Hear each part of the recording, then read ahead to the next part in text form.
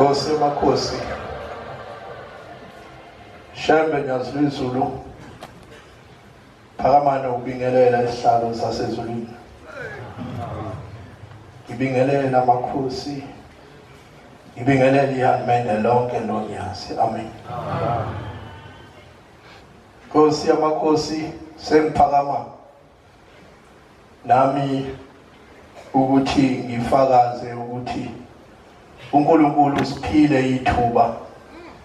lokuba sikhulume nathi sikhulule imndeni yakithi eboshiwe esesigodini sosizi engicelayo ukuthi uShembe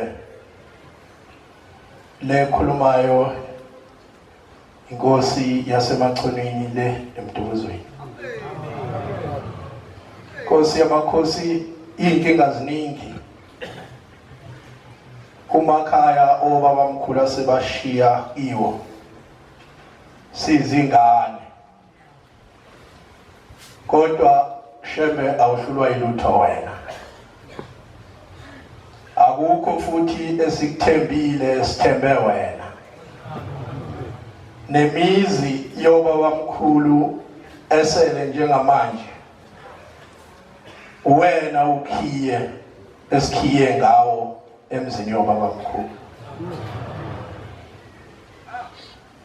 ngithi-ke Shembe ingcwele unyazi kusuka umhlaba wonke uziyoshona ngaphansi komhlaba wena uNkulunkulu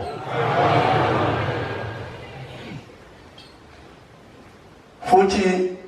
ngibabaza ukuthi maNazaretha sinenhlanhla thina yokubona uNkulunkulu saphila khona manje uNkulunkulu abamphuthaze kumnyameni abangakwazanga ukumbona ngesikhathi besaphila kodwa thina uShembe asuke entabeni ekude ezela mina nawe kodwa usuyakhathaza esontweni ngifisa ukuthi lokho kube semqondweni yethu maNazaretha ukuthi uShembe njengoba enathi ezinika ithuba wakhishwe emazulwini wayezela mina nawe kodwa futhi kufanele ngikuqondise nje wayeze emakhosini manje ke musuhlupha uNkulunkulu wethu ngoba mhlambe sikubolekile nje thina sithandi naye uShembe wena mhlambe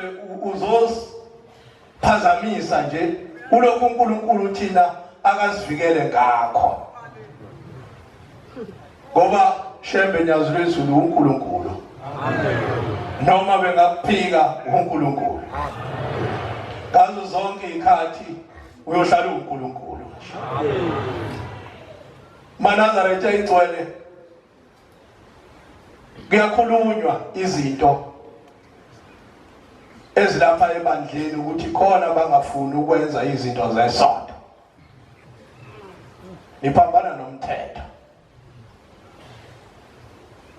niphambana nomthetho maNazaretha asenzeni kahle phambi kaNkulunkulu